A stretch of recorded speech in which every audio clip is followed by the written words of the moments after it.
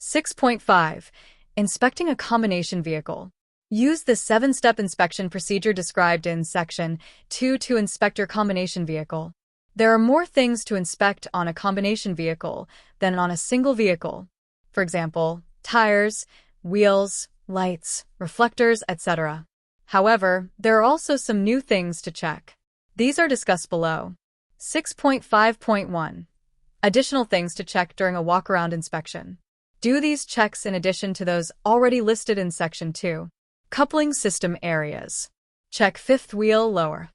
Securely mounted to frame. No missing or damaged parts. Enough grease. No visible space between upper and lower fifth wheel.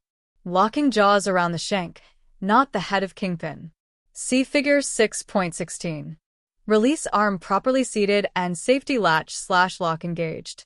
Check fifth wheel, upper. Glide plate securely mounted to trailer frame. Kingpin not damaged. Air and electric lines to trailer. Electrical cord firmly plugged in and secured.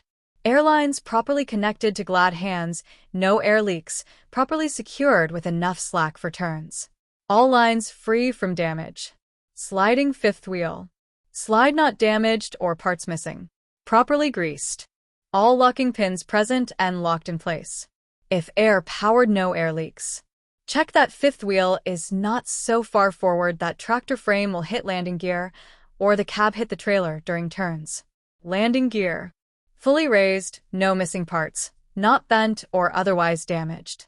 Crank handle in place and secured. If power operated, no air or hydraulic leaks. 6.5.2. Combination vehicle brake check. Do these checks in addition to Section 5.3, Inspecting air brake systems. The following section explains how to check air brakes on combination vehicles. Check the brakes on a double or triple trailer as you would any combination vehicle. Check that air flows to all trailers. Use the tractor parking brake and/or chock the wheels to hold the vehicle. Wait for air pressure to reach normal, then push in the red trailer air supply knob. This will supply air to the emergency supply lines. Use the trailer handbrake to provide air to the service line. Go to the rear of the rig. Open the emergency line shutoff valve at the rear of the last trailer. You should hear air escaping, showing the entire system is charged. Close the emergency line valve. Open the service line valve to check that service pressure goes through all the trailers. This test assumes that the trailer handbrake or the service brake pedal is on, and then close the valve. If you do not hear air escaping from both lines, check that the shutoff valves on the trailers and dolly, IES, are in the open position. You must have air all the way to the back for all the brakes to work. Test tractor protection valve. Charge the trailer air brake system. That is, build up normal air pressure and push the air supply knob in. Shut the engine off. Step on and off the brake pedals several times to reduce the air pressure in the tanks.